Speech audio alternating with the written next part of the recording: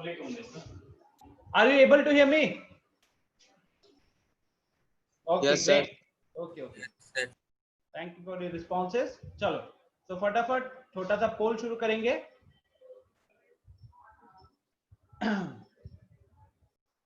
Question दिख गया आपको स्क्रीन पे. एंड नाउ इस क्वेश्चन के लिए आप मार्क कीजिए.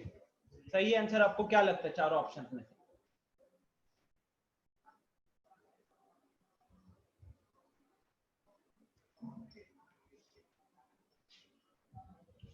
What do you think is the correct answer for this question? Please mark it on the poll.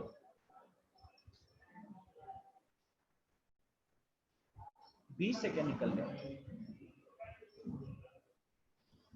बस एक बच्चे ने मार्क किया अभी तक.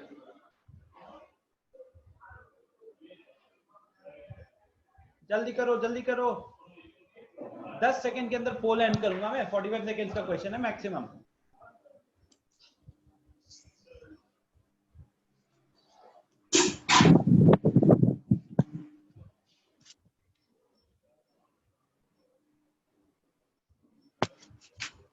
डर होता है साला बिलाई डर रहता है ना. विश्वास म्यूट करो. मंत्र पर रहना क्या कर रहे हो? ओके, पोल को एंड करते हैं. यहाँ पे बहुत ज्यादा हो गया टाइम. चलो रिजल्ट देखो. कितने लोगों ने पार्टिसिपेट किया? 14 लोगों ने. आउट ऑफ विच 50% लोगों का कहना है ऑप्शन बी, 43% लोगों का कहना है ऑप्शन ए एंड 7% लोगों का कहना है option C. Now look at the questions.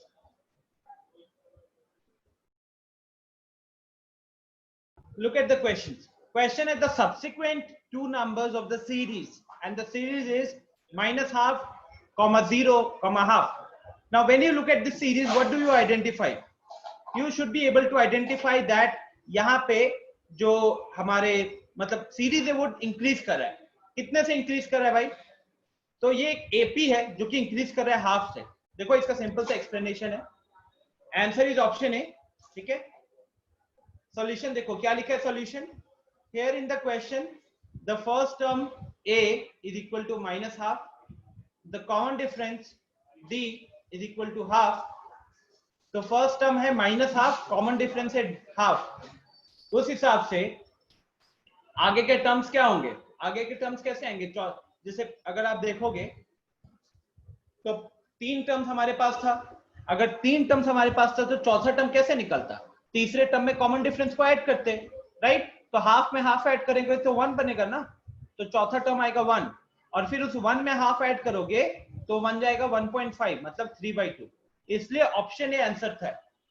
आप में से 50% लोगों ने तो ऑप्शन बी मार्क किया था. एक बच्चे ने ऑप्शन सी मार्क किया था जो कि बहुत गलत रहा. ठीक है. So please be careful. कोई डाउट है किसी को, कोई दिक्कत है तो प्लीज शेयर करें. आगे बढ़ते अगले क्वेश्चन पे.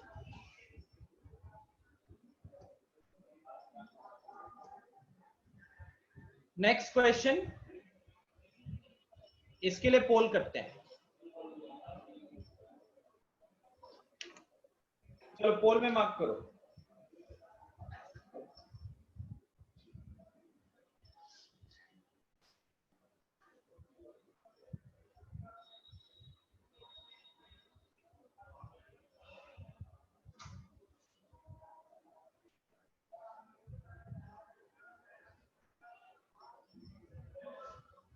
और 25 सेकेंड निकल चुके हैं.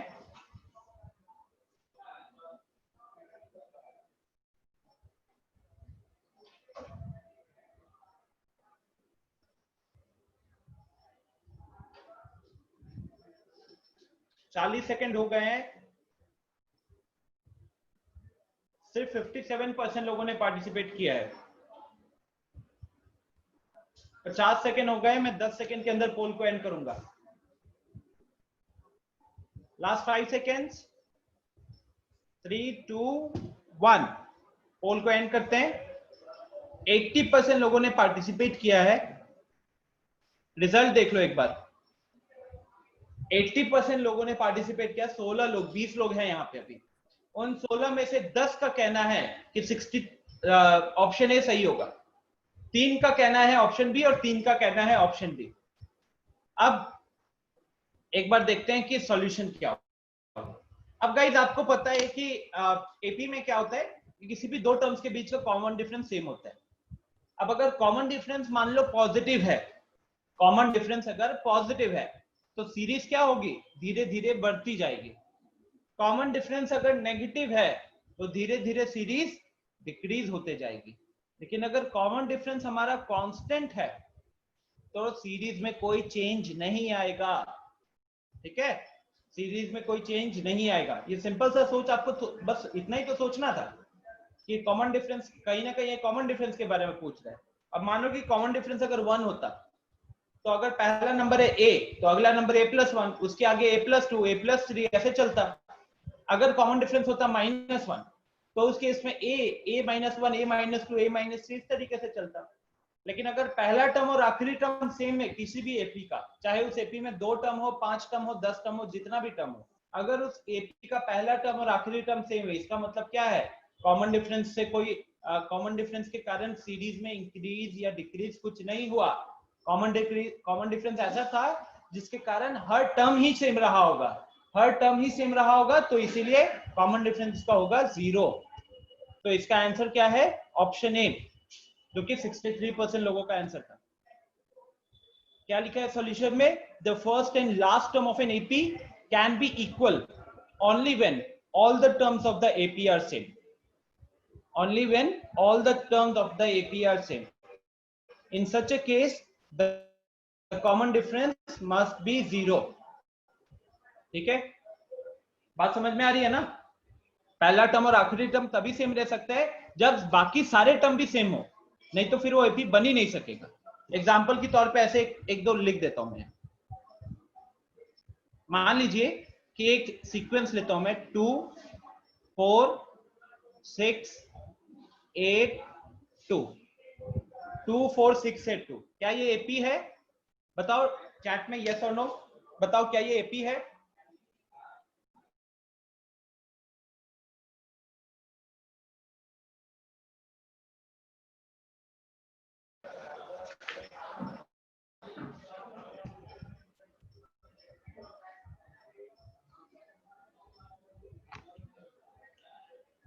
राइट, तो आशीष, विश्वास, युविका, अंशु, अमन, राघवेंद्र, आयुषी, निखिल, पूजा, आपके आंसर सही है। बाकी जिन जिन लोगों ने यस बोला है उनके आंसर गलत है। कैसे गलत हुए भाई, रीजन देखो। आपको 5 टर्म दिया हुआ है, मैंने आपको पहले भी बताया हुआ है, ऐसे जब नंबर ऑफ टर्म्स दिए होंगे तो हम उसमें चेक करेंगे। अब जैसे यहां से यहां क्या हुआ,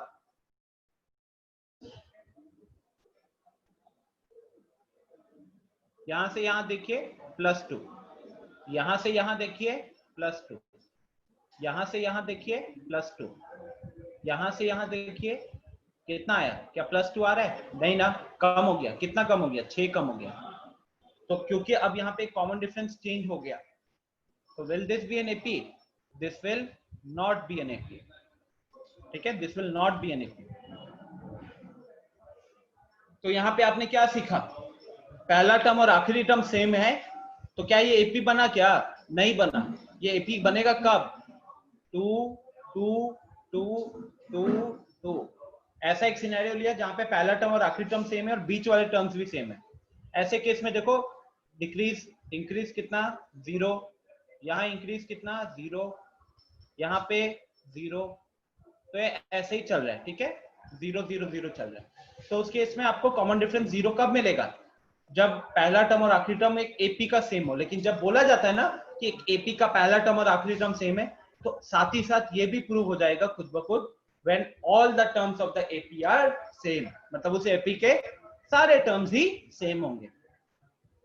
बात समझ में आई है अब सबको, इज इट क्लियर।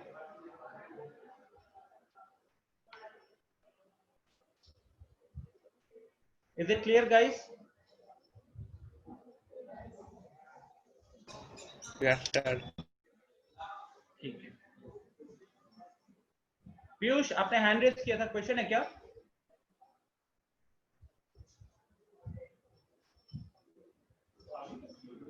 ओके चलिए आगे बढ़ते हैं फिर।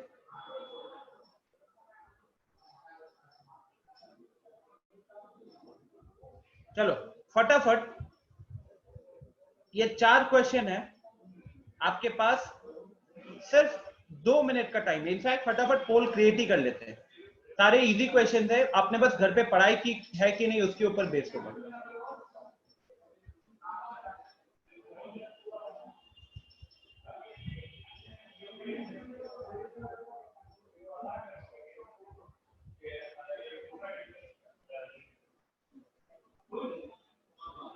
चलिए एक काम करो, आप इसको फटाफट सॉल्व करो, ठीक है, चारों को।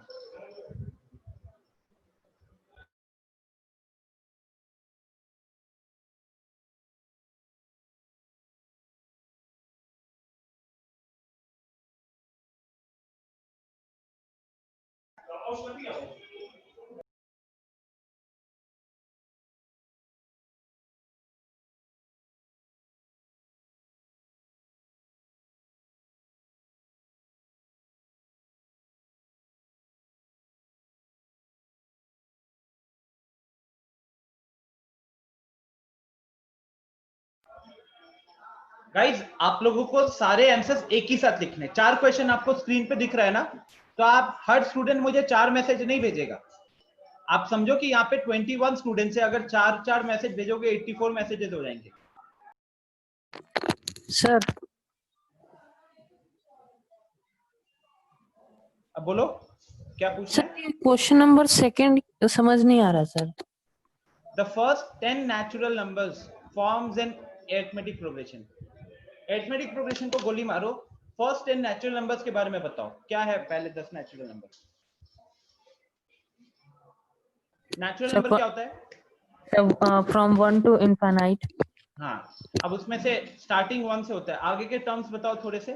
1 के बाद क्या आएगा? 2 3 4 5 6 7 infinite तक। हाँ, तो उसमें अगर हम पहला 10 टर्म लेते हैं, फर्स्ट 10 नेचुरल नंबर, इसका मतलब क्या हुआ? इसका मतलब हुआ हम लोग 1 से लेके 10 तक की बात कर रहे हैं ना, इसका मतलब हुआ 1 से लेके 10 तक की बात करें। अब क्वेश्चन यही पूछ रहा है कि 1 से लेके 10 तक की अगर बात करें तो क्या वो एक एपी होगा या नहीं होगा, बताओ। विश्वास का आंसर आ गया है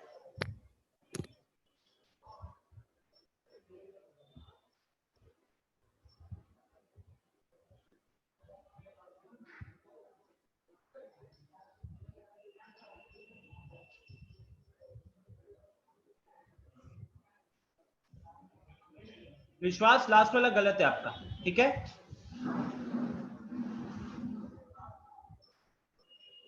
अज्ञा, वेरी गुड, आपके आंसर सही है। अज्ञा इज द फर्स्ट स्टूडेंट जिसने सारे क्वेश्चन का आंसर सही दिया है।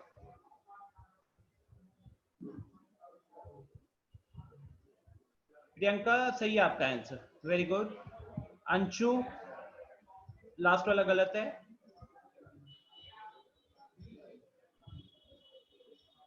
युविका लास्ट वाला गलत है।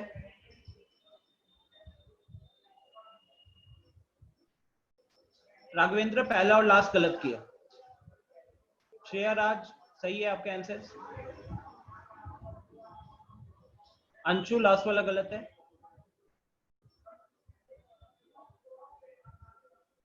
श्रुति सेकंड वाला गलत है।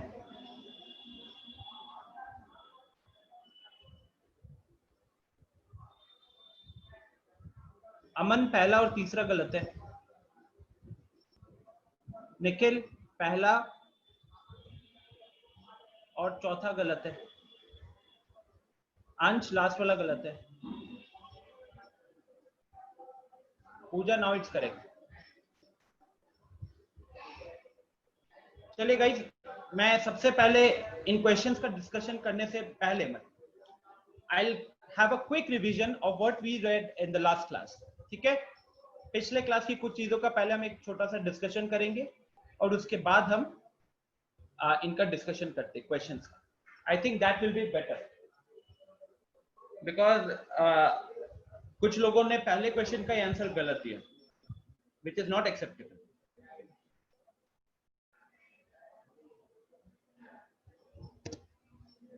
ना देखो, हमने पढ़ा है पिछले क्लास में एपी, राइट, अरिथमेटिक प्रोग्रेशन। क्या होता है अरिथमेटिक प्रोग्रेशन? तो अ सीक्वेंस इन विच, पूरा नहीं लिखूंगा, sequence in which the next term is obtained,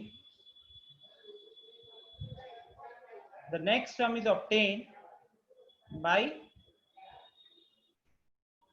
adding or subtracting a constant from the previous term, from the previous term. ठीक है, तो क्या होता है एपी? एक ऐसा सीक्वेंस होता है जहां पे अगला टर्म कैसे आता है, कोई भी एक गिवन टर्म के बाद अगला टर्म लिखना है तो उस टर्म में या तो हम कांस्टेंट ऐड कर रहे होंगे हर केस में, या फिर कांस्टेंट सब्ट्रैक्ट कर रहे होंगे. जैसे मान लो अगर पहला टर्म है ए, तो अगला टर्म बन जाता है ए प्लस डी, उसका अगला बन जाएगा, अब डी ऐड कर रहे कहीं ना कहीं, ठीक है, डी ऐड कर रहे, तो यहाँ पे क्या हुआ, प्लस डी हुआ. यहाँ पे भी आगे क्या करेंगे, प्लस डी लगाएंगे, तो ए प्लस डी में और एक डी करोगे तो ए प्लस टू डी हो जाएगा.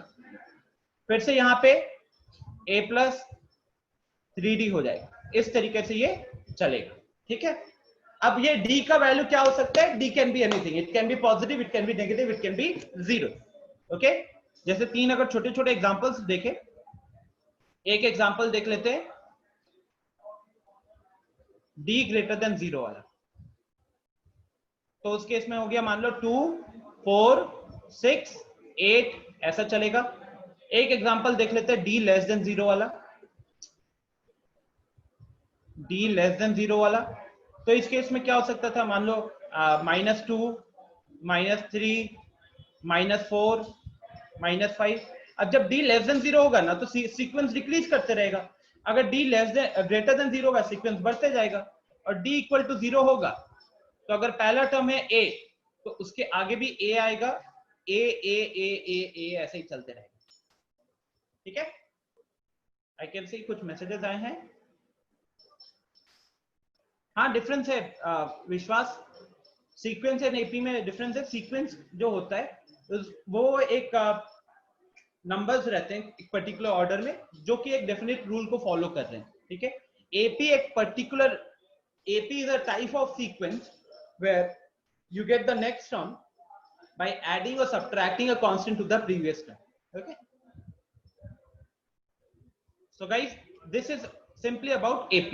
AP क्या होता है, AP पहचानने के ऊपर आपके टेक्स्ट बुक का जो पहला एक्सरसाइज है वो सिर्फ AP आइडेंटिफाई करने के ऊपर है, राइट? तो this is how you identify an AP. फिर अगला कॉन्सेप्ट क्या था, अगला कॉन्सेप्ट है the concept of general term of an AP. The concept of general term of an AP, जहां पे हमने ये देखा था कि पहला टर्म है a, सेकेंड टर्म है a प्लस डी, उसके अगले में आ रहा है a plus D plus D, उसके आगे आ रहा है a plus D plus D, जो पिछले टर्म में था उसमें d ऐड किया, राइट? तो इस तरीके से क्या देखा हमने, पहला टर्म को a1 लिखा, दूसरा टर्म को a2 लिखा, तीसरा टर्म को a3 लिखा, चौथा टर्म को a4 लिखा. तो हमें ये दिखा कि पहला टर्म में d नहीं है, दूसरा टर्म में एक d है, तीसरा टर्म में 2 है, चौथे टर्म में 3 है. तो जिस भी टर्म की बात करता हूं उससे एक कम ही मेरे को d मिलता है. तो अगर ऐसे ही चलेंगे तो उस हिसाब से हम जो nth टर्म आएगा, nth टर्म है a plus n minus 1 into D. nth term हो जाएगा a plus n minus 1 into D.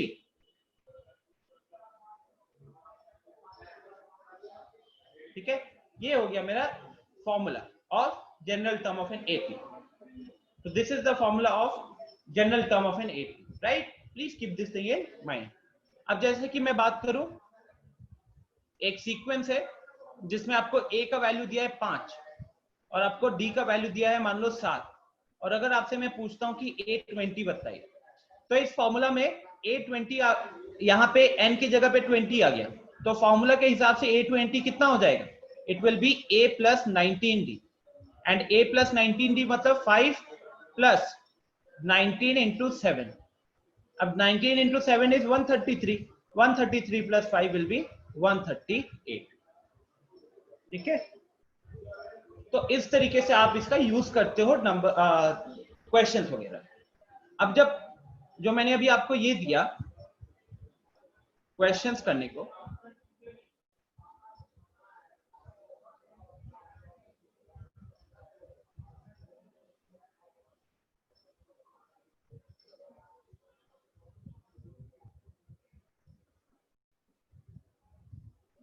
कहाँ चला गया,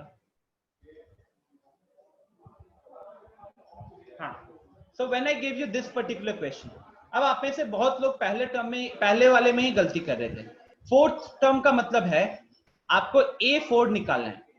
A4 अगर फॉर्मूला में n पुट करोगे तो D कितना होगा, एक कम होगा ना, तो A प्लस 3D आएगा। आप में से कुछ लोगों ने ऑप्शन ए मार्क किया था, जो कि गलत है। ऑप्शन ए मार्क करने का मतलब है आपने सीधा फॉर्मूला पढ़ाई ही नहीं, मेरे ख्याल से पढ़ा ही नहीं बिल्कुल भी। Next question number 2, the first 10 natural numbers forms an arithmetic progression.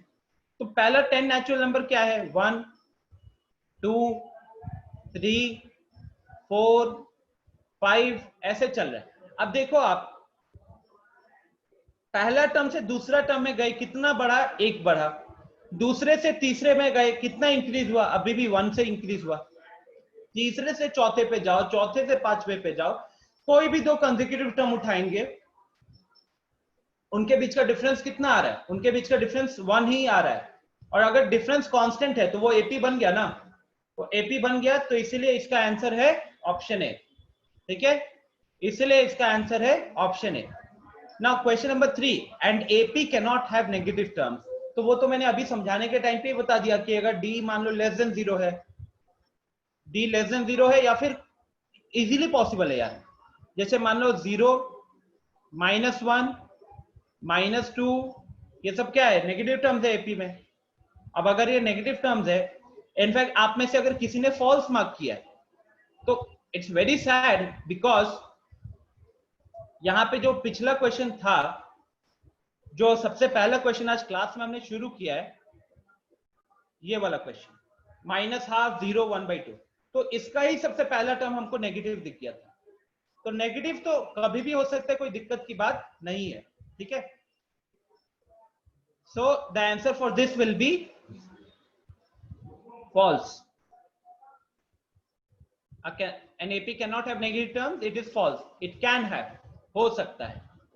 The common difference in an AP consisting of consecutive odd natural numbers. Consecutive odd natural numbers का मतलब क्या होता है गाइस, अगर एक वैल्यू उठाया 5, तो अगला वैल्यू या तो 3 होगा या फिर 7 होगा।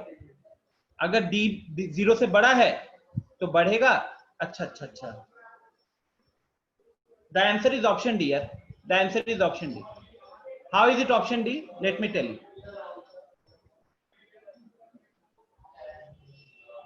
Let me tell you here. Now for question number 4.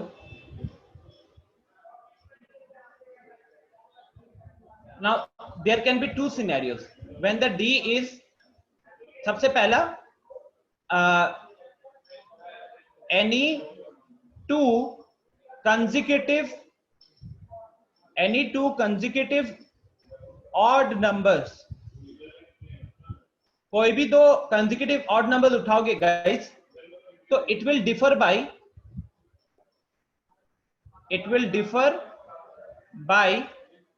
2।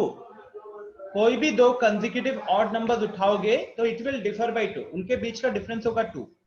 ठीक है, तो अब या तो ऐसा हो सकता था 3 5 7 9, ये ऐसे चल रहा था, या फिर ये ऐसा भी हो सकता था 9 7 5 3, ऐसा भी हो सकता था। ठीक है, अब यहां अगर देखोगे पहले वाले सिनेरियो में, तो पहले वाले सिनेरियो में बढ़ते जा रहे हैं, तो यहाँ पे हमारा डी क्या है, डी इज पॉजिटिव। दूसरे वाले सिनेरियो में देखो डी घटते जा रहा है, मतलब ये क्या हुआ, -2 हो गया। यहाँ पे क्या हुआ, -2 हो गया। क्या हुआ, यहाँ पे -2 हो गया। तो इस केस में हमारी डी का वैल्यू कितना आ रहा है, डी का वैल्यू -2 आ रहा है। तो ये -2 है, ये +2 है।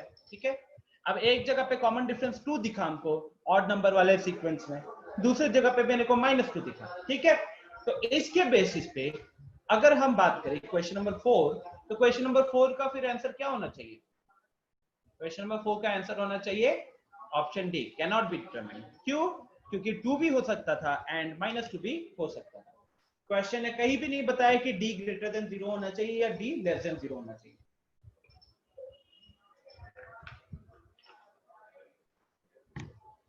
So I hope this part is clear to everyone.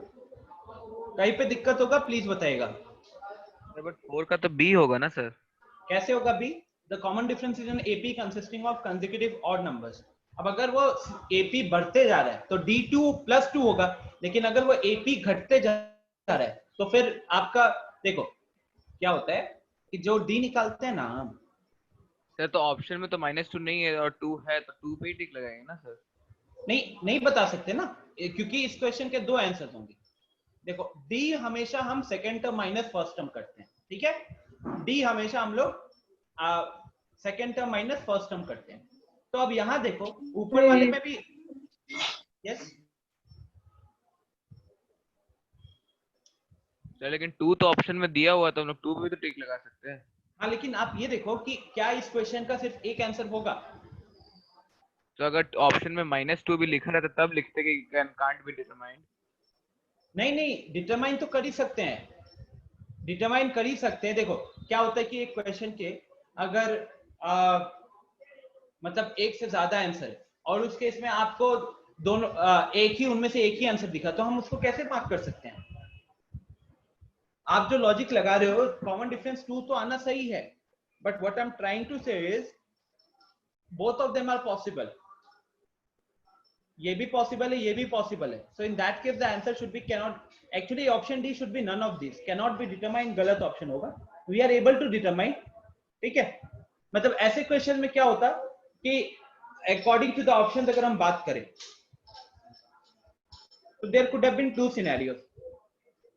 मतलब ये आपको ओलंपियाड वगैरह में इस तरीके के ऑप्शन मिलेंगे।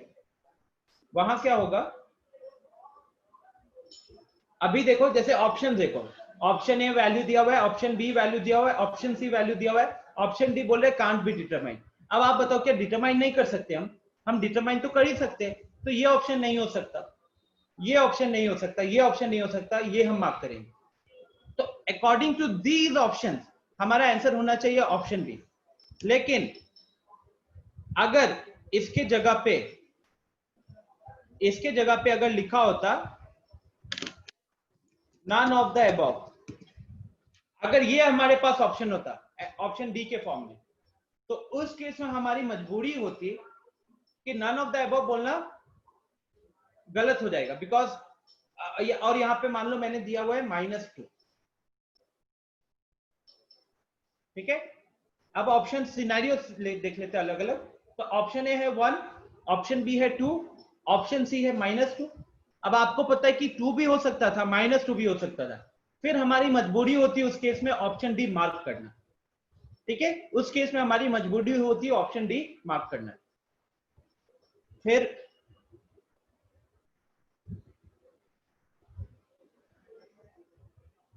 क्या पॉसिबल और क्या ऑप्शन आ सकता था? मोर देन वन ऑप्शन, या ठीक है, मोर देन वन ऑप्शन हो सकता था, या फिर it could have been both B and C. Okay, it could have been both B and C. तो सेम क्वेश्चन के लिए there could have been different options. What was important is can not be determined जो दिया हुआ था फिलहाल। तो can not be determined बोलने का मतलब है कि हम इस क्वेश्चन का आंसर नहीं निकाल सकते, जो कि इस केस में ट्रू नहीं है, तो हम ऑप्शन डी मार्क नहीं करेंगे। ये आप ध्यान रखिएगा। कैन नॉट बी डिटरमाइंड का मतलब हुआ कि वो ऑप्शन, उस क्वेश्चन को हम सॉल्व ही नहीं कर सकते। हाँ, इसीलिए आपको इस केस में कैन नॉट बी डिटरमाइंड अगर दिया है तो हमको ऑप्शन बी मार्क करना चाहिए था। बट अगर कैन नॉट बी डिटरमाइंड के जगह पे नन ऑफ दीज दिया था या फिर मोर देन अबव दिया था, ठीक है, more than one of the above, ऐसा मोर देन वन आंसर, कुछ भी मतलब एनीथिंग एल्स अगर होता वहां पे स्टेटमेंट बेस्ड ऑप्शन, तो उस केस में हम डी मार्क करते हैं। मान लो अगर क्वेश्चन ऑप्शन डी कह रहा है मोर देन वन आंसर या फिर more than one common difference, तो उस केस में हमारी मजबूरी होती है ऑप्शन बी मार्क करना, ठीक है।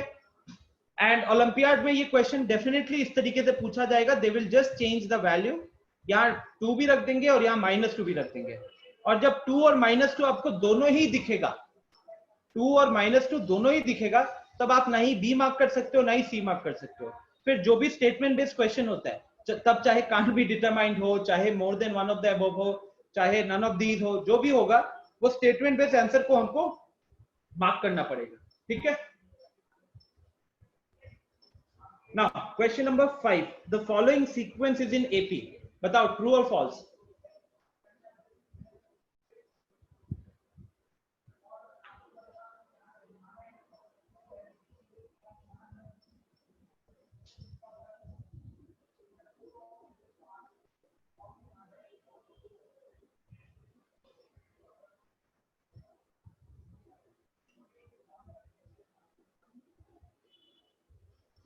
श्रुति, अंशु, शुभम, आशीष का कहना है ट्रू, आयुषी एंड अमन का कहना है फॉल्स।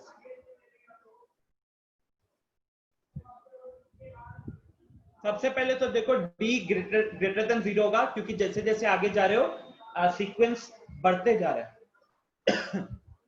ठीक है।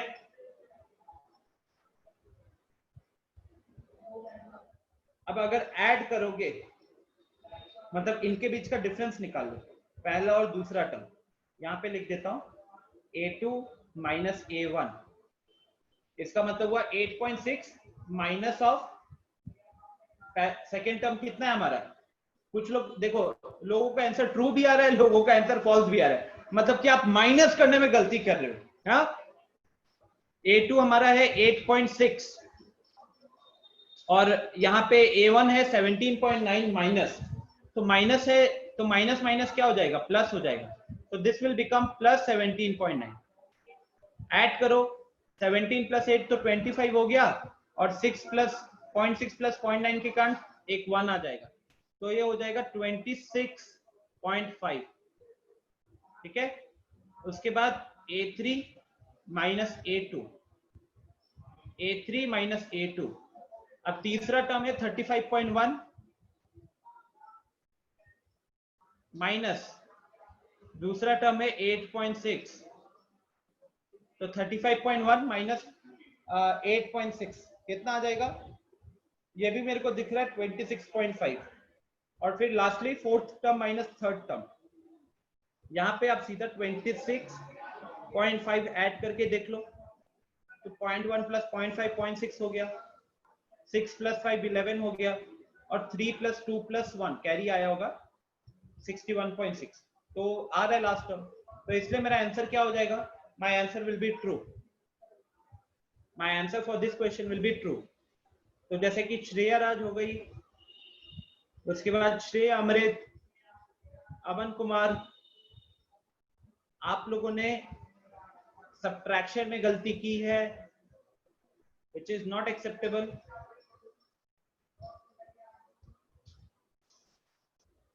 ठीक है, चलो, तो ये चीजें यहाँ पे डन हो गई।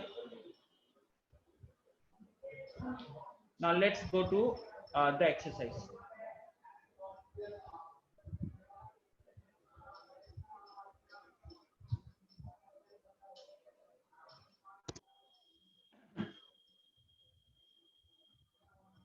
बताओ, आप लोगों को मैंने 5.1 प्लस 5.2 टिल क्वेश्चन नंबर 10 दिया था,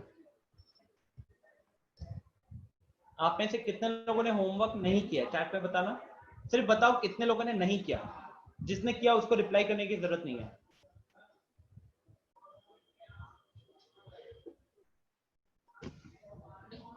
एनीवन जिसने होमवर्क नहीं किया बिल्कुल भी?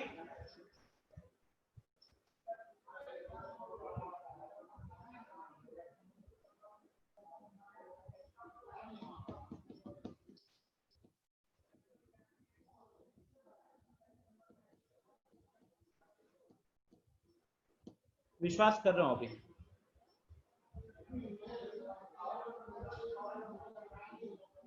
जिन जिन लोगों ने होमवर्क नहीं किया है प्लीज एक बार अमन से बात कर लीजिएगा, आपके जो बैच कोऑर्डिनेटर है। तो विश्वास का कहना है एक्सरसाइज 5.1 का 1 का 4 का 10। ओके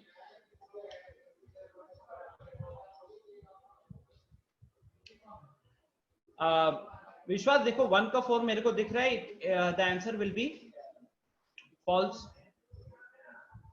राघवेंद्र का कहना है 2।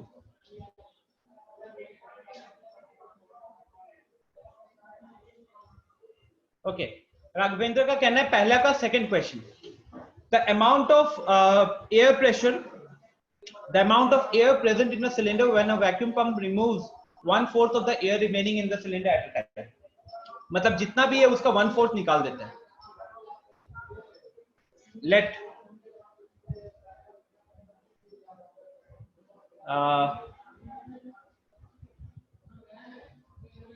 वॉल्यूम को मान लो जो भी था वो था x, वॉल्यूम को मान लो जो भी था वो है x, ठीक है। तो फर्स्ट अटेम्प्ट में कितना निकाला होगा? फर्स्ट अटेम्प्ट में निकाला होगा 1/4। अब देखो क्या होता है 1/4 निकालने का मतलब बचा कितना, क्योंकि क्वेश्चन हमको क्या पूछा है, the amount of air present in a cylinder. तो जैसे जैसे हम हर साइकिल के बाद 1/4 रिमूव कर रहे हैं, 1/4 रिमूव करने के बाद, हाँ आयुषी मैं वही लेने वाला था, ठीक है। इसके लिए बेस्ट तरीका क्या होगा गाइस, इस क्वेश्चन को जानते हो, v के जगह पे हम ले लेते हैं, मान लो 4 का एक पावर ले लेते हैं, v के जगह पे 4 का एक पावर ले लेते हैं। तो मान लो जैसे कि 64 ले लिया, 4 का क्यूब। अब जब आप पहला अटेम्प्ट करोगे, ये मेरा इनिशियल हो गया, तो इसको मैं फर्स्ट टर्म मान सकता हूं, ठीक है। उसके बाद जब आप अपना पहला बार वैक्यूम पंप से रिमूव करोगे तो कितना रिमूव होगा? 1/4 ऑफ 64 रिमूव होगा। 1/4 ऑफ 64 मतलब 16। तो अब जो सेकेंड टर्म होगा, सेकेंड टर्म क्या हो जाएगा? सेकेंड टर्म हो जाएगा फर्स्ट टर्म में से 16 कम हो गया, राइट। फर्स्ट टर्म में से 16 कम हो गया, तो 64 माइनस 16, 64 माइनस 16 कितना हुआ? 48 हुआ। अब बात करते हैं थर्ड टर्म का। तो थर्ड टर्म क्या होगा? अच्छा थर्ड टर्म से पहले अब जितना भी बचा 48, अब उस 48 का 1/4 कम हो जाएगा ना, उस 48 का 1/4 कम हो जाएगा, तो ये कितना हो गया? 12, ठीक है। तो अब जो थर्ड टर्म आएगा, थर्ड टर्म में क्या होगा? 48 में से 12 कम हो गया। बात समझ में आ रही है? 48 में से 12 कम हो गया, क्योंकि क्वेश्चन कह रहा है कि जितना भी बचा हुआ है उसमें से 1/4 निकलता है।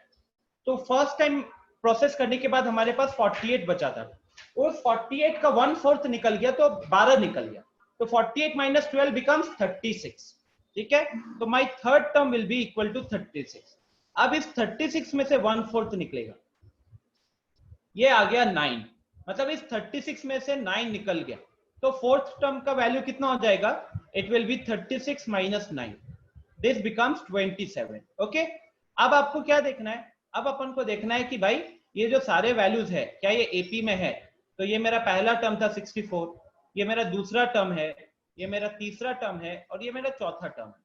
तो अगर आप यहां से यहां की बात करोगे तो 16 का डिक्रीज है, सेकेंड टर्म से थर्ड टर्म की बात करोगे तो 12 का डिक्रीज है, थर्ड टर्म से फोर्थ टर्म की बात करोगे तो 9 का इंक्रीज है।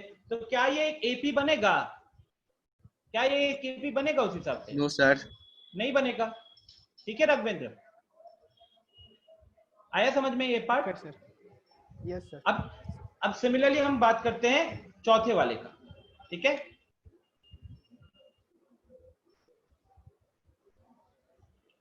Fourth, the amount of money in the account every year when rupees 10,000 is deposited at CI at 8% per annum. अब प्रिंसिपल मान लेते हैं यहाँ पे, प्रिंसिपल मानने क्या 10,000 दिया हुआ है और हमको पूछा है कि अमाउंट जो होगा हर साल के एंड में, तो पहला साल का जो अमाउंट रहेगा A1, तो पहला साल का अमाउंट हो जाएगा P प्लस 10%, कितना 8% दिया है। अब 10,000 का 8% कितना होगा? 10,000 का 8% कितना होगा? 10,000 का 1% होगा 100, 10,000 का 1% होगा 100, तो 8% हो जाएगा 800। तो ये वैल्यू कितना से इंक्रीज कर गया? 800 से इंक्रीज कर गया। फिर आते हैं सेकेंड टर्म पे, तो सेकेंड टर्म क्या होगा? जो भी पहला साल का अमाउंट था प्लस उसका 8%। बात समझ में आ रही है आप सबको? जो भी पहला साल का अमाउंट था उसका 8%। सिमिलरली A3 क्या होगा? तो A3 होगा A2 प्लस मतलब सेकेंड ईयर के एंड में जो भी अमाउंट था उसका 8%। क्योंकि आपको तो पता है कंपाउंड इंटरेस्ट कैसे वर्क करता है, प्रिंसिपल में नहीं काम करता, वो क्या करता है, अमाउंट के ऊपर इंटरेस्ट चार्ज करता है। ठीक है, सो उसके हिसाब से अगर आप A2 को कैलकुलेट करोगे ना तो 8% किसका, 10,800 का, 10,800 का 8%, 1% 108 हो गया, 8% 864 हो जाएगा। तो आप ये सब कैलकुलेट कर लेना, 10,800 में 864 ऐड करेंगे तो 11,664 आएगा। ठीक है, ये मेरा सेकेंड टर्म आ गया। अब देखो आगे बढ़ने की जरूरत है ही नहीं। क्यों नहीं बढ़ने की जरूरत है? नहीं, एक और टर्म लिख लेते हैं, थर्ड ईयर का भी लिख लेते हैं। तो थर्ड ईयर में क्या होगा कि सेकेंड ईयर का जो भी अमाउंट था वो तो रखेंगे ही, प्लस उसका भी 8% रखेंगे। तो सेकेंड ईयर का जो अमाउंट था वो तो rखेंगे ही, प्लस इसका भी 8% रखेंगे। अब इसका 1% है, 1% ऑफ 11664 इज इक्वल टू 116.64। तो इसका 8% करोगे तो ये हो जाएगा 912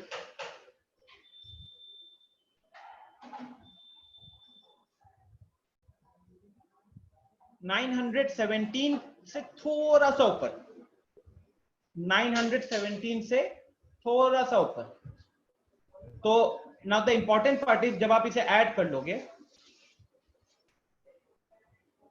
तो ये तो हो गया 18521। ठीक है, तो my amount at the end of first year is 10,800, my amount at the end of second year is 11,664, my amount at the end of third year is 12,581। It's very much clear कि ये common difference बराबर नहीं है, very much clear कि common difference बराबर नहीं है। 10,800 से इधर आया है, कितना बढ़ा, 864 बढ़ा। सेकेंड टर्म से थर्ड टर्म में कितना बढ़ा, तो 917 बढ़ा। क्या ये दोनों सेम है? ये सेम नहीं है, राइट? अब ये सेम नहीं है मतलब कॉमन एपी सेम नहीं, कॉमन डिफरेंस सेम नहीं है। और अगर ये कॉमन डिफरेंस नहीं है तो this is not an AP, this is not an AP. Is the logic clear guys? फालतू का कैलकुलेशन था।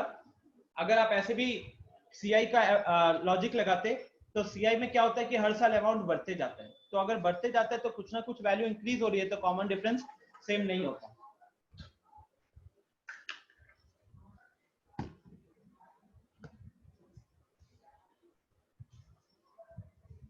अमन, it's all about the concept of compound interest. आप बताओ कंपाउंड इंटरेस्ट के बारे में थोड़ा बताओ पहले। अमन, क्लास 8 में पढ़ाया जाता है आपको compound interest.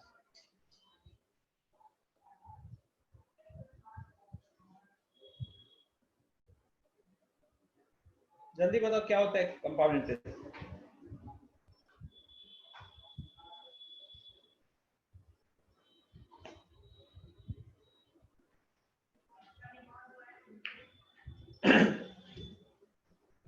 If you don't know the concept of compound interest, you will not be able to understand this. Please make it clear. Am I teaching anything new here? No. I am just taking the concept of compound interest and I'm figuring out कि पहला साल का amount, दूसरा साल का amount, तीसरा साल का अमाउंट में अंतर कितना आ रहा है। तो मुझे दिख रहा है कि फर्स्ट केस में 864 से इंक्रीज किया था, सेकेंड केस में 917 से इंक्रीज किया गया। जहां तक आपको क्लास 8 में पढ़ाया जाता है सिंपल इंटरेस्ट, कंपाउंड इंटरेस्ट, वहां बताया जाता है कि सिंपल इंटरेस्ट क्या होता है, उसमें हमेशा वो प्रिंसिपल पे लगता है, कंपाउंड इंटरेस्ट हमेशा अमाउंट पे लगता है। अब अमाउंट क्या होता है, वो वैल्यू भी बढ़ती है, राइट? अब नेटवर्क इशू हो रहा है, आपको नेटवर्क इशू हो रहा है तो रिकॉर्डिंग देख लेना, वहां पे आपको दिक्कत नहीं होगी। सो गाइज नाउ हम चलते हैं सेकेंड एक्सरसाइज। सेकेंड एक्सरसाइज में क्या प्रॉब्लम है एक बार प्लीज चैट में बता दो। ये आ गया हमारा 5.2।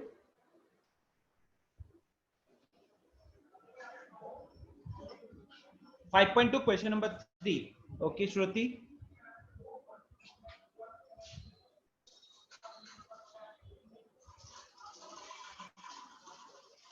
क्वेश्चन नंबर 3, क्वेश्चन नंबर 9, 4 का 4 एंड 5। तो 3 से शुरुआत है, राइट? चलो श्रुति, इसमें 3 में तो बहुत सारे सब क्वेश्चन है। कोई पर्टिकुलर सब क्वेश्चन में प्रॉब्लम है कि सारे में दिक्कत हुई है? थर्ड वाले में, ओके। तो गाइज अच्छा है ये वैसे क्वेश्चन। मान लो कि ये हमारा बीच में वैल्यू है ए, बीच में वैल्यू है ए, कलर चेंज कर देते हैं, यहां पे वैल्यू है बी, ठीक है? अब ये पहले दे चुका है कि ये एक एपी है। अब क्योंकि ये पहले ही दे चुका है ये एक एपी है, तो यहां पे second term minus first term, second term minus first term will B a minus 5.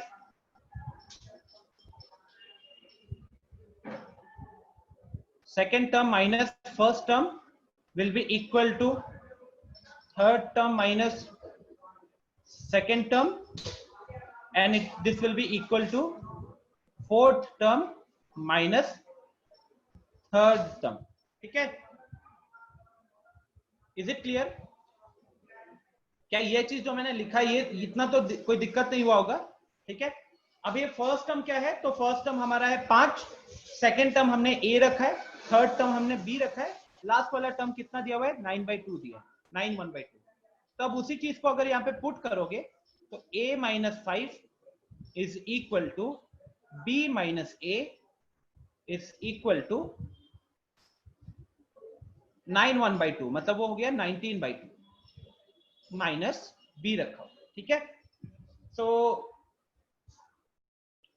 Now let's, सबसे पहले क्या होता है कि जब तीन इक्वालिटी होता है, it's like if a is equal to, और इफ आई से, यहां लिखते हैं if x is equal to y is equal to z, if x is equal to y is equal to z, तो हम क्या करते हैं, अपना काम निकालने के लिए हम एक इक्वालिटी अलग से उठा लेंगे और दूसरा इक्वालिटी को अलग से उठा लेंगे, चाहे y is equal to z रखो या z is equal to y, z is equal to x, हम तीनों में से जो मान उठा सकते हैं अपने क्वेश्चन के अकॉर्डिंग, ठीक है?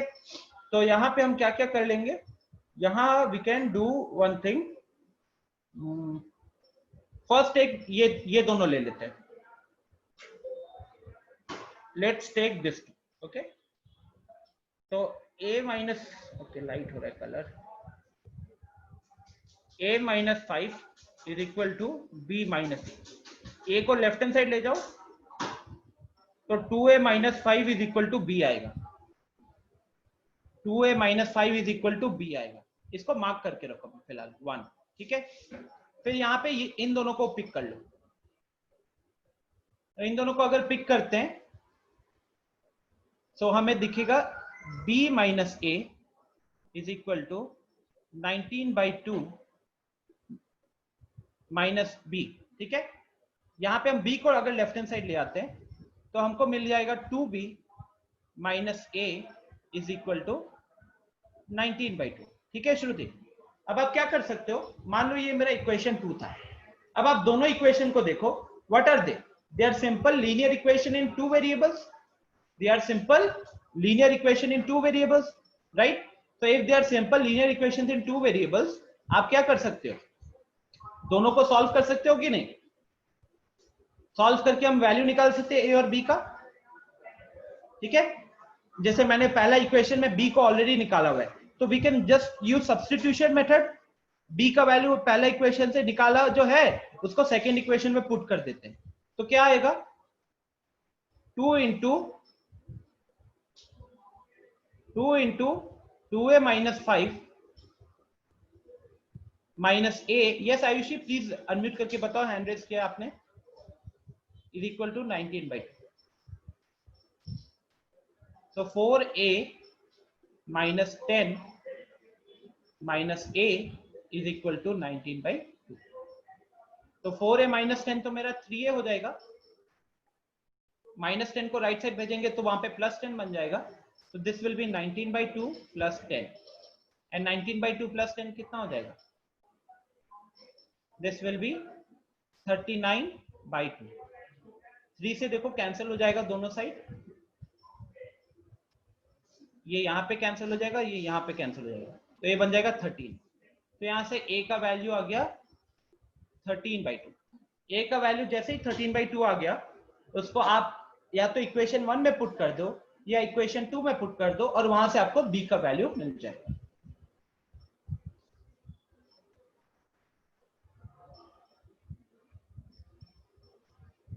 आयुषी डी फाइंड आउट करना, डी फाइंड आउट करने के लिए ही आपको ए या बी निकालना पड़ेगा. डी फाइंड आउट करने के लिए ही आपको ए या बी निकालना पड़ेगा. देखो, क्योंकि अगर आप डी निकालना चाहते हो, ये जो मैंने सब लिखा यहाँ पे इक्वेशन, ये सारा तो डी का वैल्यू लिखा ना. Second term minus first term भी डी है, third term minus second term भी डी है, fourth term minus third term भी डी है, तो सारे डी ही है हमारे.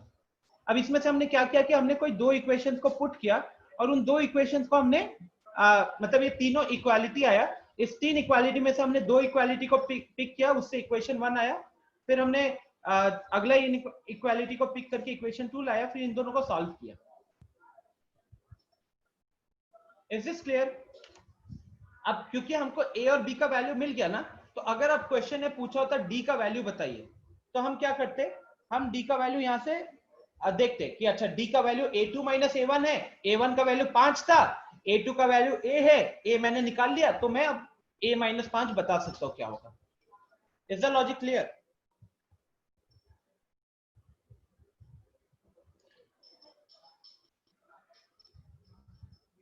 हाँ हाँ, वो भी कर सकते हैं. अब देखो, ये तो एक तरीका था. मतलब मान लो कि आपके दिमाग में उस टाइम पे प्रेजेंस ऑफ माइंड बिल्कुल नहीं था, तो इस तरीके से आप इजीली शुरू कर सकते थे. अब दूसरा तरीका देखते हैं. दूसरा तरीका थोड़ा इजी है. ठीक है, दूसरा तरीका इसके कंपैरिजन में इजी रहेगा. ओके,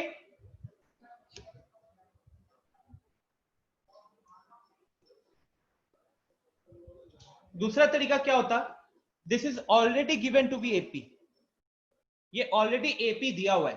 तो यहां पे 5 देखो, तो 5 इज माई फर्स्ट टर्म. यहां पे 9 1/2 देखो, which is 19/2. This is my fourth term. Now if this is my fourth term, so I can write it as a plus 3d ना. I can write it as a plus 3d.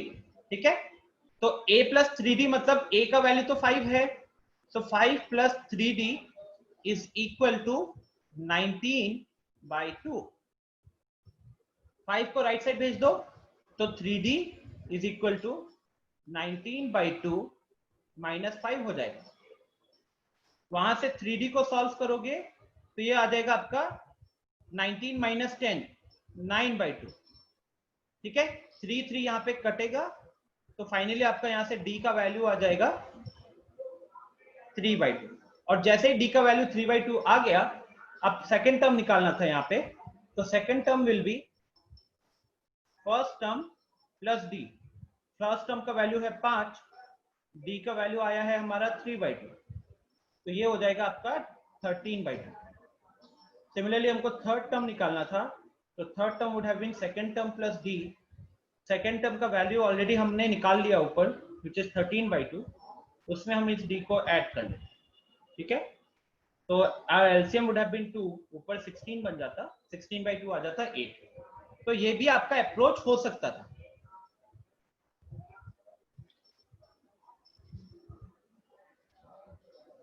तो I hope ये वाला approach होता है जिसके दिमाग में fit बैठ गया है कि यार मेरे को nth टर्म का ये क्वेश्चन nth टर्म के एक्सरसाइज के अंदर आ रहा है, तो कहीं ना कहीं nth टर्म का कॉन्सेप्ट तो लगना ही लगना है.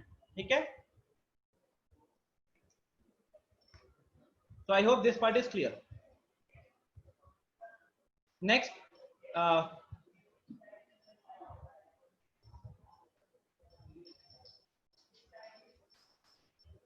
अंशु 3 का 4 5. अंशु सेम कॉन्सेप्ट चलेगा. अभी 3 का 4 देखोगे तो ये मेरा पहला टर्म है और ये मेरा कौन सा टर्म है, second, third, fourth, fifth, sixth. तो ये मेरा 6th टर्म है. तो आपका सेम लॉजिक लगेगा, a1 is equal to -4 and a6 is equal to 6। अब a6 क्या होगा, a6 हो जाएगा a प्लस 5d, ठीक है, a प्लस 5d। अब a तो हमको पता ही है, d अगर हम निकाल लेंगे तो फिर हम आराम से कोई भी टर्म बता सकते हैं कि नहीं। तो -4 को वहां भेजोगे तो 5d का वैल्यू कितना हो जाएगा 10 और d का वैल्यू हो जाएगा 2। d का वैल्यू 2 आ गया और पहला टर्म है -4।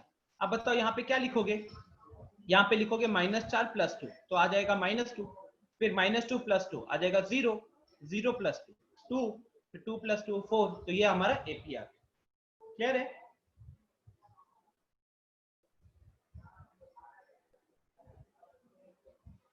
Anshu, is it clear now? Yes sir. Same logic आप इसमें भी लगाओगे। ओके, अगला डाउट कौन सा है बताओ?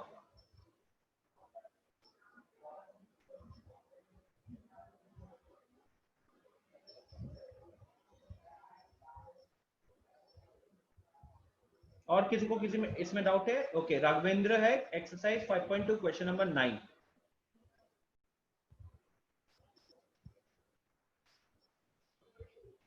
क्वेश्चन नंबर 9 देखेंगे अभी।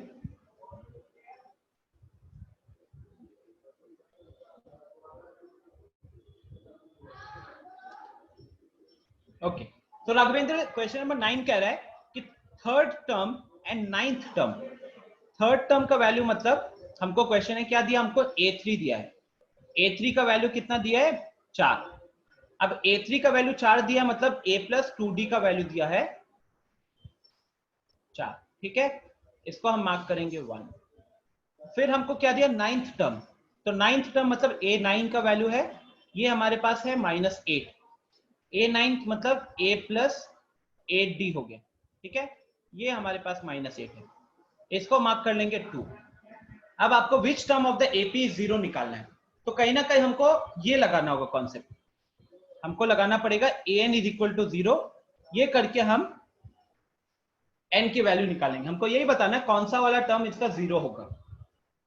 तो कहीं ना कहीं nth टर्म का ही फॉर्मूला लगेगा, लेकिन उस nth टर्म के फॉर्मूले में 3 चीजें आती है, a n d। n तो निकालना है, लेकिन a और d निकालने के लिए हमको अब इक्वेशन 1 और इक्वेशन 2 को सॉल्व करना पड़ेगा। फटाफट सॉल्व करके बताओ क्या आएगा, फटाफट सॉल्व करके बताओ क्या आएगा।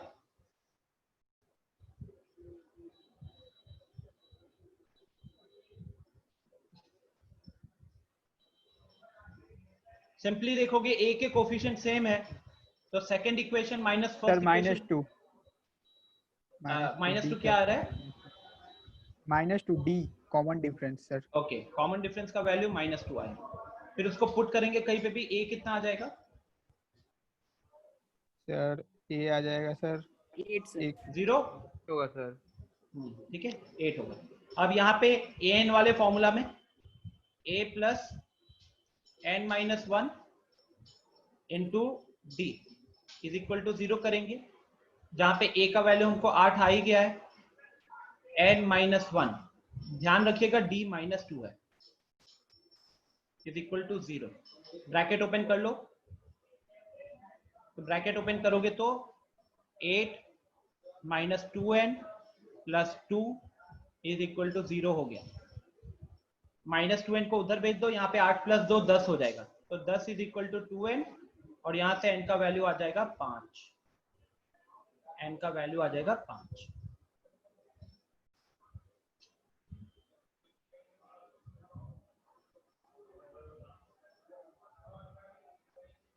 वो विश्वास डिस्कस करेंगे, अभी तक मैंने बताया नहीं है, डिस्कस करेंगे, ठीक है, ओके। तो ये हो गया क्वेश्चन नंबर 9। और कोई क्वेश्चन है क्या? इतने सारे मैसेजेस आए थे, अगर किसी ने कुछ क्वेश्चन लिखा है वापस से लिखो, बहुत मैसेजेस आ गए।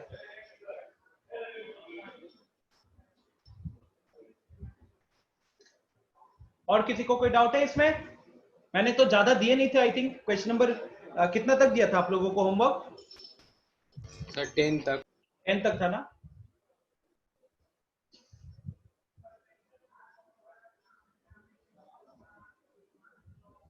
ठीक है।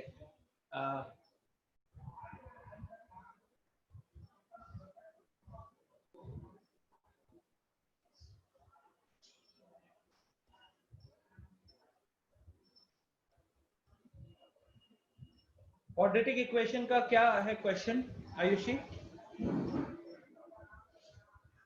क्वाड्रेटिक का क्या है क्वेश्चन बताओ, या फिर ग्रुप में पूछ लेना। अगर क्वेश्चन अभी टाइप करने में टाइम लगेगा तो ग्रुप में पूछ लेना।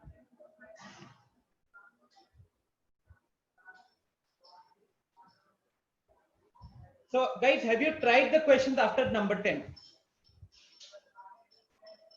क्वेश्चन नंबर 11 का इक्वेशन बनाओ तो एक बार सब कोई।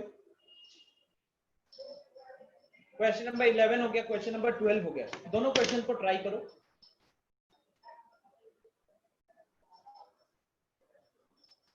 प्लीज मार्क कीजिएगा सब कोई अपने बुक में।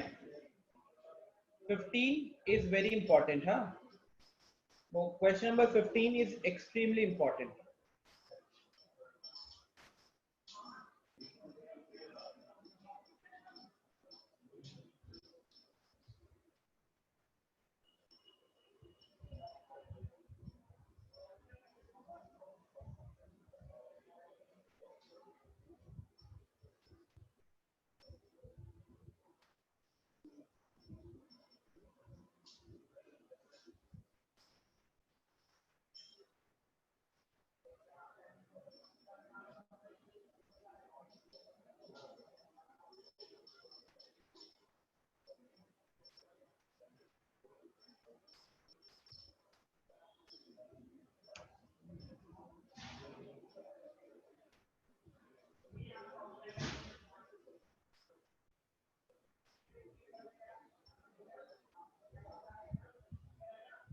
Ayushi will discuss this question in the group. हाँ गाइज, एक और चीज, आप सबका कल टेस्ट है, तो अगर कोई डाउट आता है ना तो आप व्हाट्सएप ग्रुप पे पूछेगा। आज मैं लगभग 10 साढ़े 10 बजे तक बैठूंगा, आपके डाउट वगैरह सॉल्व करूंगा।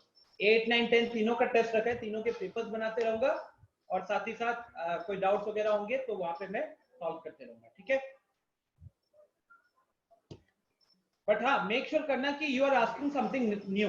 ऐसा नहीं कि आप एनसीईआरटी का क्वेश्चन वापस से भेज रहे हो, क्योंकि मैं यहाँ पे कहीं ना कहीं सॉल्यूशन भेजूंगा आपको व्हाट्सएप पे और साथ ही साथ ऑडियो उसके ऊपर, मतलब ऑडियो चलेगा, राइट?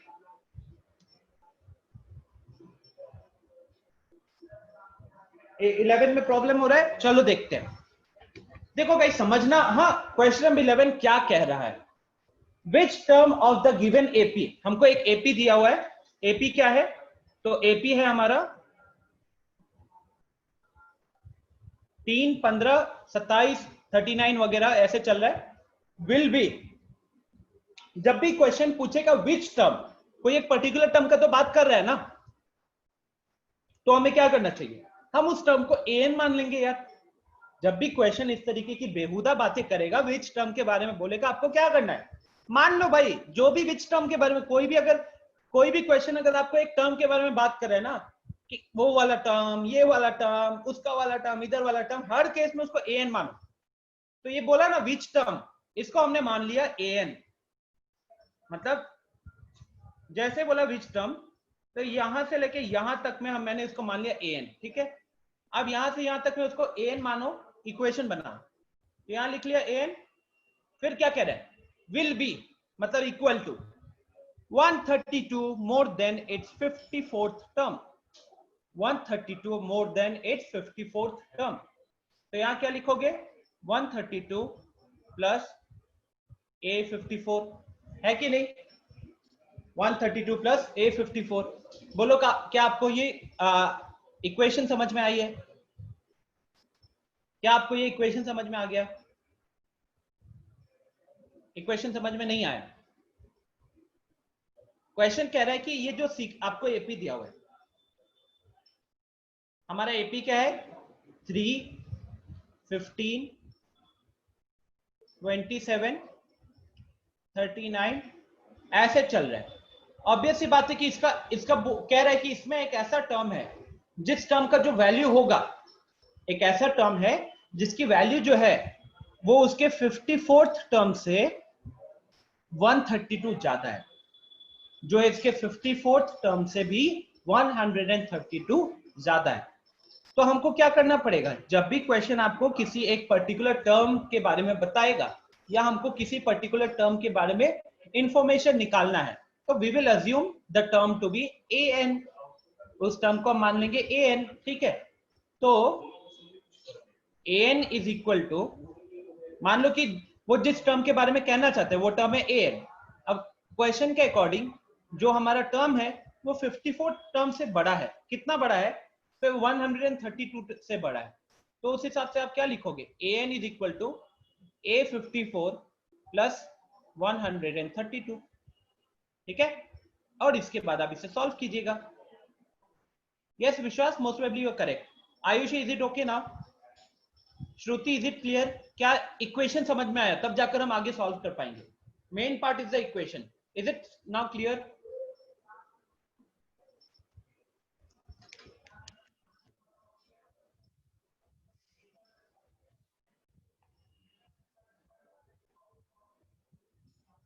ठीक है, चलो अब आगे सॉल्व कर लो। तो ए एन वाला जो पार्ट है उधर तो आपको लगाना है A plus N minus one into D. अब देखो यहाँ पे ए कितना है,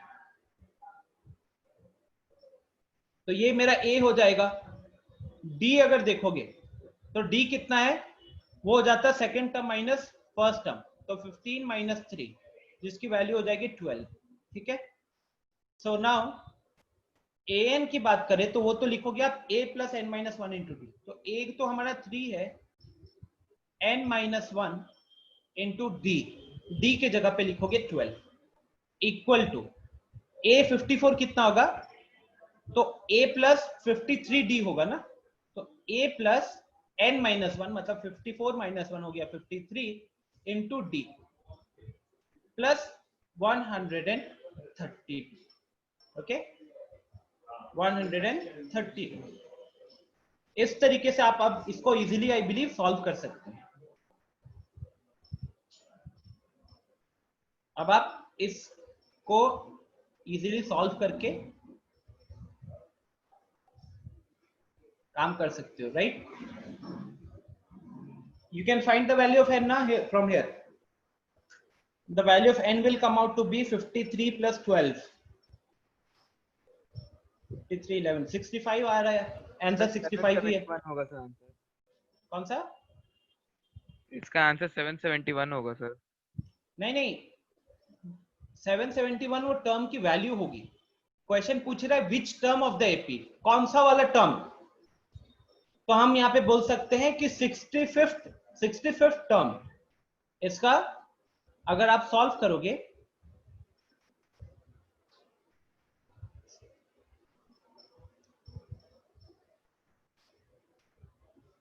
इसका 65th टर्म का वैल्यू देख लेते हैं, a प्लस 64 इंटू 12।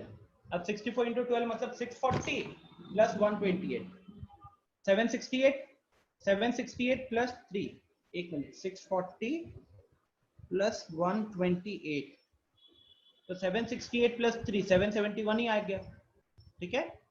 तो मैं ये कह रहा था 65th टर्म, और आप बता दो उसकी वैल्यू, ठीक है। क्लियर है ना? इस क्वेश्चन को तो सॉल्व करने की जरूरत ही नहीं पड़ेगी इतना। हाँ, अगर आप यहाँ पे बस इतना देख लो कि कॉमन 132 से बड़ा है तो कॉमन डिफरेंस कितना बार इंक्रीज कर गया।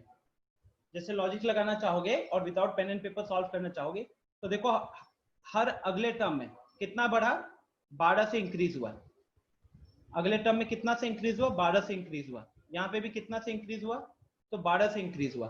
तो अगर आप 132 को देखोगे, 132 को 12 से डिवाइड करोगे तो आता है 12 इंटू 11। तो 54th टर्म के बाद और 11 टर्म आगे जाना पड़ेगा। 54th टर्म के बाद और 11 आगे जाना पड़ेगा, आपको वहीं से पता चल जाएगा 65th टर्म। क्लियर है क्या?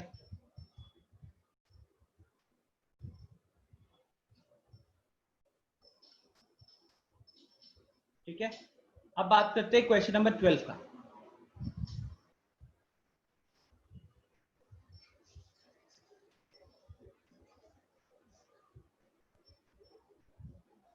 Question number 12 कह रहा है two APs have the same common difference.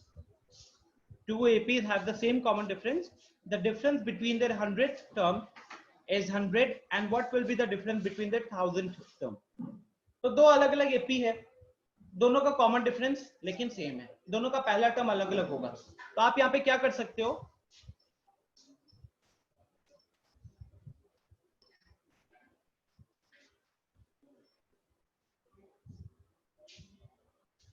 यहां मान सकते हैं कि जो हमारा फर्स्ट एपी होगा उस फर्स्ट एपी का और जो सेकंड एपी है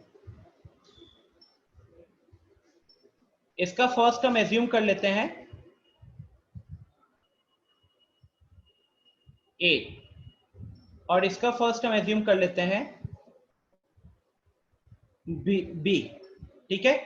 और दोनों का तो कॉमन डिफरेंस सेम ही है अकॉर्डिंग टू क्वेश्चन, दोनों का जो कॉमन डिफरेंस है उसको हम डी मान लेते हैं, ओके।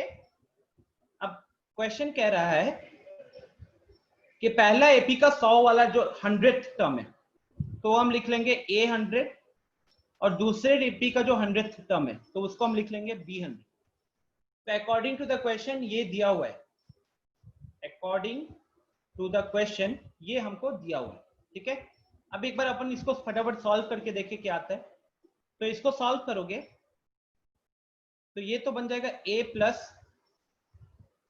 99 इंटू डी और इसको सॉल्व करोगे तो ये आ जाएगा b प्लस 99 इंटू डी, ठीक है। अब जब आप ब्रैकेट ओपन करोगे यहाँ पे तो यहाँ पे a प्लस 99 डी ही होगा और यहाँ ब्रैकेट ओपन करोगे तो b minus b minus 99 d होगा, ठीक है। और फिर हम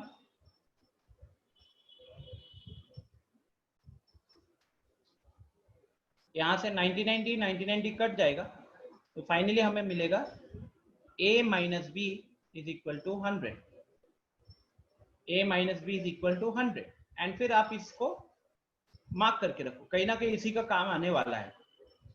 क्वेश्चन ने हमको ये दिया था और पूछा क्या क्वेश्चन है, let's go back to the question quickly. तो क्वेश्चन ने हमको उनके 100वें टर्म के बीच का डिफरेंस बता दिया था और क्वेश्चन कह रहा है कि अगर उसके 100वें टर्म्स के बीच का डिफरेंस अगर 100 है तो 1000th टर्म जो होगा उसके बीच में डिफरेंस कितना होगा।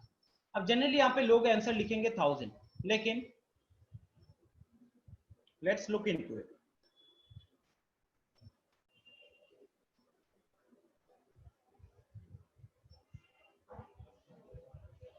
We need to find out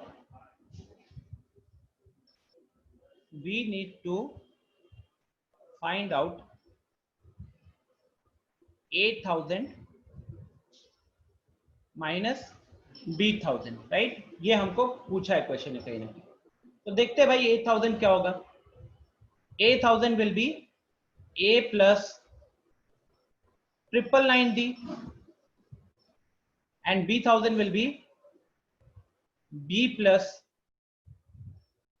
999d, ठीक है। Now when you open the bracket, जब आप ब्रैकेट को ओपन करोगे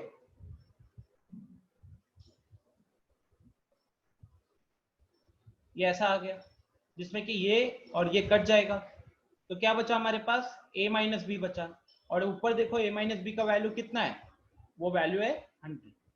ये कैसे पता चला, from 1। This becomes my answer.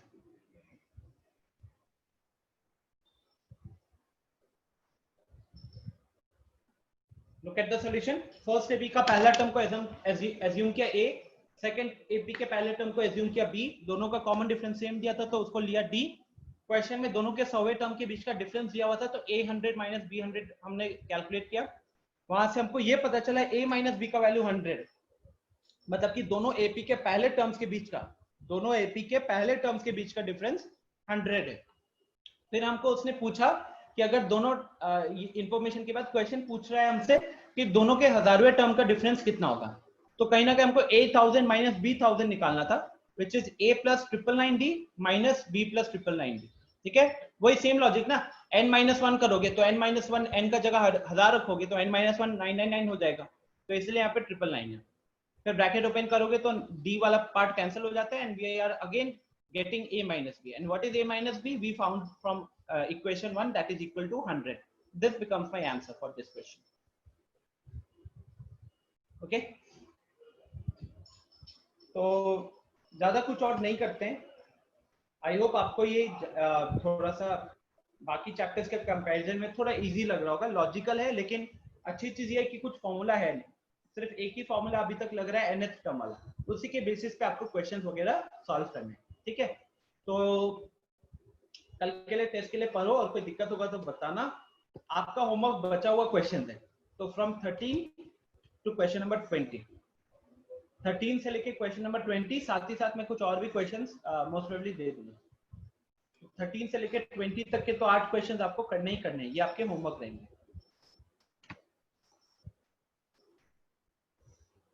हाँ, अब प्रियंका मॉड वाला क्वेश्चन मतलब सर वो जो ग्रुप में क्वेश्चन सेंड किए थे उसका सॉल्यूशन बता दीजिए। ग्रुप में कौन सा क्वेश्चन सेंड किया था? मैंने अभी देखा नहीं है, अभी भेजो क्या? नो सर, आप जो बोले थे क्लास में बताने के लिए कि मतलब उसका सॉल्यूशन बता देंगे। अच्छा अच्छा अच्छा,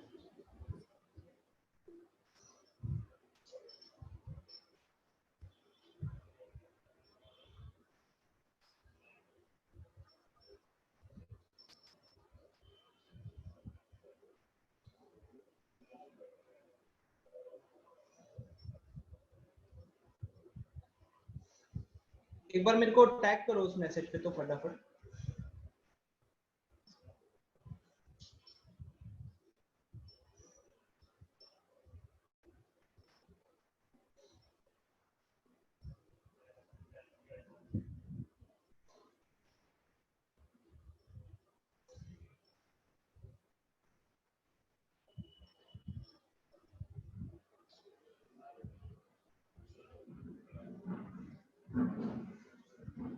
एक बार फटाफट मेरे को उस क्वेश्चन में ये बता दो, तो क्या वो क्वेश्चन ग्रुप पे पूछा था आपने? एंड बाकी लोग, आप लोग लीव कर सकते हो, इनका मैं डाउट देख रहा हूँ, बाकी सब लीव कर सकते हो। Thank you for joining the session. Thank you sir.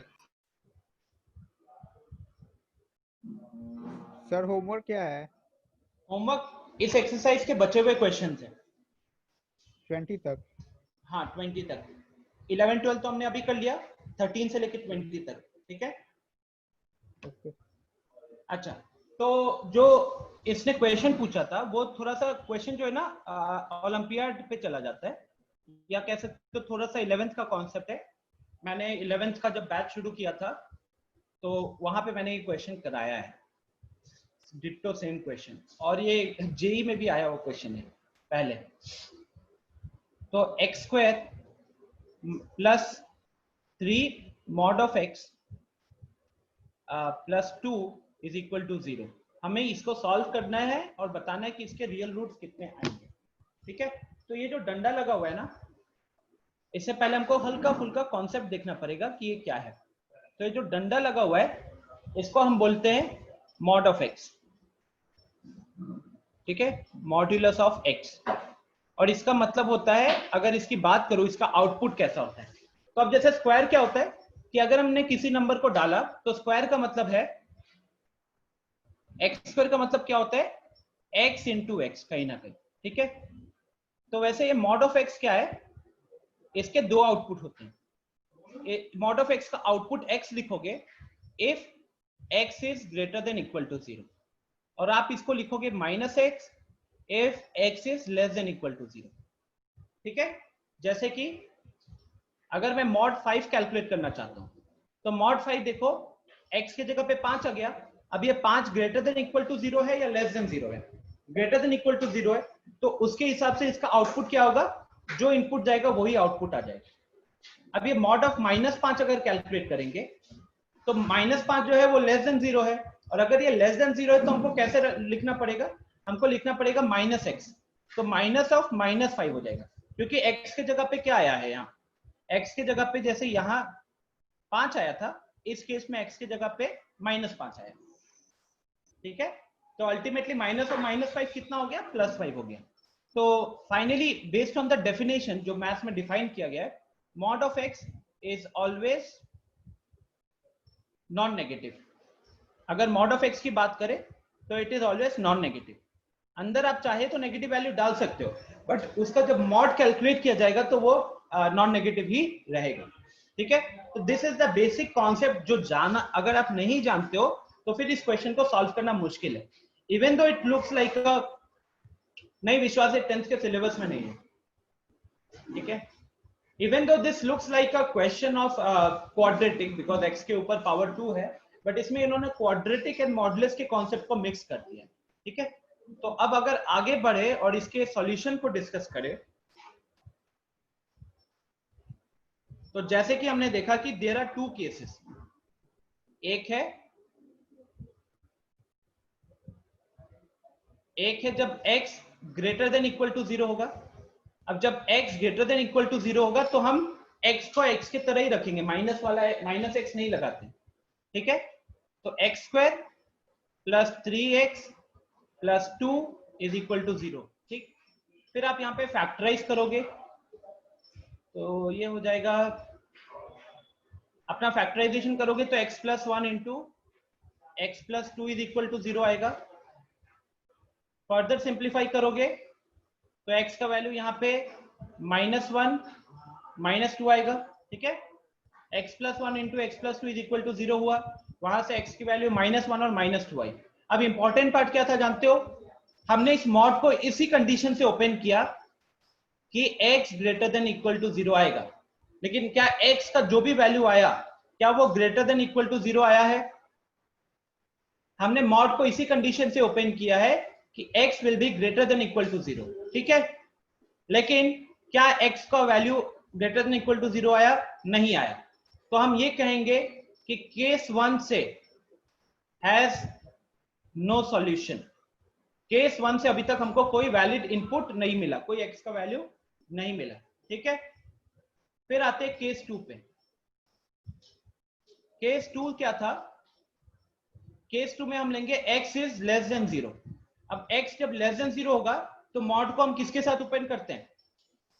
देखो, जब x लेस देन 0 होता है तो मॉड को हम माइनस साइन के साथ ओपन करते हैं हमेशा, ताकि माइनस माइनस प्लस हो जाएगा, ठीक है। तो यहां पे आपको क्या करना होगा फिर उस हिसाब से, x² माइनस साइन के साथ ओपन करोगे तो -3x हो जाएगा। यहां पे अपना फैक्टराइजेशन परफॉर्म करोगे तो x - 1 into x - 2 is equal to 0 आ जाएगा। आगे इसको फर्दर सॉल्व करोगे तो x का वैल्यू 1 या फिर 2, ये दो हमारे आउटपुट आ रहे हैं। अगेन इंपॉर्टेंट पार्ट इज, किस कंडीशन से आपने मॉड को ओपन किया है? किस कंडीशन से हमने मॉड को ओपन किया है कि x लेस देन 0 होगा, लेकिन वैल्यूज क्या आया x का? 1 और 2 आया। इस कंडीशन से ओपन किया, x का वैल्यू 1 और 2 आया, ठीक है। अगेन क्या दिख रहा है आपको? कंडीशन के अकॉर्डिंग वैल्यूज नहीं आया, कंडीशन के अकॉर्डिंग वैल्यूज नहीं आया, ठीक है। तो इसके लिए भी आपको क्या बोलना पड़ेगा? Has no solution, has no solution. बात समझ में आ रही है क्या? तो केस 1 और केस 2 यही दो पॉसिबल केसेस थे। केस 1 के अकॉर्डिंग कोई वैल्यू नहीं आया, केस 2 के अकॉर्डिंग कोई वैल्यू नहीं आया। तो फाइनली इस केस में आपको अगर पूछा जा रहा है कितने रियल सॉल्यूशन होंगे, तो आंसर होगा 0। जो मैंने गलती से उस टाइम पे 4 बताया था आपको, वो 4 कैसे होता वो देखो। अगर आपके क्वेश्चन में बस हल्का सा मॉडिफिकेशन करके ये बना दिया जाता, ये होगा ना आपका, वो तो मैंने बता दिया, इसको सॉल्व करना, इसके आप number of real solutions find out करने की कोशिश करना, number of real solution find out करने की कोशिश करना, ये आएगा 4, ठीक है। हाँ, आयुषी फॉर्मूला मेथड से भी सॉल्व हो जाएगा, लेकिन इस कंडीशन के साथ सबसे पहला स्टेप है case 1 x greater than equal to 0 और ये इक्वेशन बनेगा। दूसरा इंपॉर्टेंट चीज है केस 2 x लेस देन 0 और ये इक्वेशन बनेगा। ये इक्वेशन बनने के बाद तो ये सिंपल क्वाड्रेटिक दिख रहा है, तो अब आप अपना फॉर्मूला लगा सकते हो, no problem with that, okay. But again Priyanka, if you are preparing for olympiad then it's well and good. अगर कहीं ऐसे देखा था तो फिर नॉट दैट इंपॉर्टेंट। तो क्या ये समझ में आया आपको या कहीं पे कोई दिक्कत हो रही है बताइए, कहाँ पे प्रॉब्लम हुआ? Is it clear? Yes sir. Okay sir ये यहाँ पे जो लास्ट ये सर यहाँ पे जो आंसर देखो इसमें बस मेरी को आपकी आवाज बिल्कुल नहीं आई, एकदम रोबोट वाली आवाज आ रही थी। सेम क्या रहेगा, I will just do the initials. आप पहले ये कंडीशन लोगे और उस कंडीशन से मॉड ओपन होगा, क्योंकि हम x greater than equal to 0 ले रहे हैं तो मॉड x के जैसा ही ओपन होगा, कोई साइन चेंज नहीं होगा। तो ये ऐसे ही ओपन हो जाएगा। आप इसको सॉल्व करोगे ना तो यहाँ से x के वैल्यू 2 आ जाएंगे, एक आएगा 1 और दूसरा आएगा 2, एक आ रहा है 1 दूसरा आ रहा है 2। अब कंडीशन था x greater than equal to 0, value आया 1 और 2 जो कि कंडीशन को सेटिस्फाई कर रहा है, तो दोनों एक्सेप्टेबल है। उसके बाद सिमिलरली आप केस 2 करोगे, केस 2 है x लेस देन 0 वाला। उस हिसाब से अगर आप देखोगे तो ये बन जाएगा x का स्क्वायर। अब क्योंकि हम माइनस साइन के साथ ओपन कर रहे हैं ना, तो ये x अब माइनस एक्स बन के खुलेगा, मतलब mod of x actually minus x बन के खुलेगा, ठीक है। सो दिस बिकम्स x का square plus 3x plus 2 is equal to 0। Now when you will solve this you get the value of x is -1 and -2, okay. तो किस condition से open किया, x लेस देन 0 के condition से। Values क्या क्या आया, -1 एंड -2, क्या उस कंडीशन को सेटिस्फाई कर रहा है? यस। तो ये भी दोनों एक्सेप्टेबल है। तो रियल सॉल्यूशंस कितने हो गए, 2 और 2 4, इसलिए मैंने यहाँ पे 4 लिखा, ठीक है।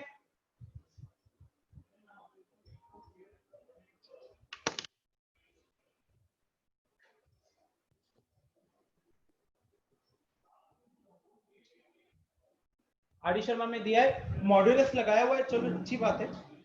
एक्चुअली एक बार थोड़ा सा आपका ठीक ठाक सिलेबस कवर हो जाए ना, then I will take you to the olympiads level also, will discuss a few concepts. Anyways bye everyone, all the best for your test of tomorrow. कोई डाउट होगा तो आप ग्रुप में पूछिएगा, ठीक है। एंड ग्रुप में पूछिएगा, पर्सनल व्हाट्सएप मत करो, ग्रुप पे पूछोगे तो बाकियों का भी हेल्प हो जाएगा। थैंक यू एवरीवन, मिलते हैं अगली क्लास में।